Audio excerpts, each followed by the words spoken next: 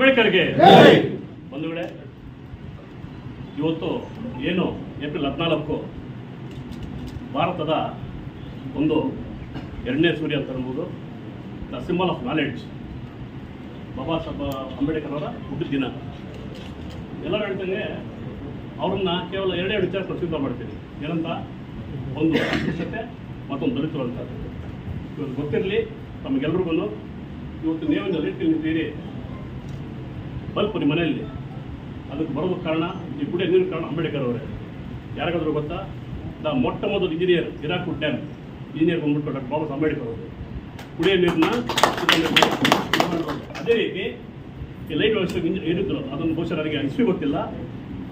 ಈ ಭಾರತಕ್ಕೆ ಎಲೆಕ್ಟ್ರಿಸಿಟಿ ಎಷ್ಟು ಇಂಪಾರ್ಟೆಂಟ್ ಇದೆ, ಕಾರ್ಖಾನೆಗಳಿಗೆ ಎಷ್ಟು ಇಂಪಾರ್ಟೆಂಟ್ ಅಂತ ತಿಳಿಸ್ಕೊಟ್ಟವರು, ಅದನ್ನು ಎಕ್ಸಿಕ್ಯೂಟ್ ಮಾಡಿದವರು ಆ ಇಂಜಿನಿಯರ್ಸ್ ಅದನ್ನು ಅಂಬೇಡ್ಕರ್ ಅವರ. ಇದನ್ನು ನೀವು ಹಿಸ್ಟ್ರಿಯಲ್ಲಿ ತಿಳ್ಕೊಬೋದು. ಏನು ಹೇಳ್ತೀರಿ? ಇವತ್ತು ನಮ್ಮ ದೇಶದಲ್ಲಿ ಒಂದು ವಿಚಾರ ನಡೀತಾ ಇದೆ. ಬಾಬಾ ಸಾಹೇಬ್ ಅಂಬೇಡ್ಕರ್ನ ನಾವು ಕೇವಲ ಒಂದು ವರ್ಗಕ್ಕೆ ಸೀಮಿತ ಮಾಡ್ತಾ ಇದ್ದೀರಿ, ಮತ್ತೆ ಆಮೇಲೆ ಬಂದವ್ರನ್ನ ಅವರು ಸಮೀಕರಣಗೊಳಿಸ್ತಾ ಇದ್ದೀರಿ. ಇದೆಲ್ಲ ನಡೀಬಾರ್ದು. ಒಬ್ಬನೇ ಒಬ್ಬ ಸೂರ್ಯ, ಒಬ್ಬರೇ ಬಾಬಾ ಸಾಹೇಬರು. ಅವ್ರನ್ನ ಯಾವುದೇ ವ್ಯಕ್ತಿಗಳಿಗಾಗಲಿ ಚಿಂತನೆಗಾಗಲಿ ಅವ್ರ ಸಮಕಾಲಕ್ಕೆ ಯಾರೂ ಇಲ್ಲ, ಆಗೋಕ್ಕೆ ಸಾಧ್ಯವೂ ಇಲ್ಲ.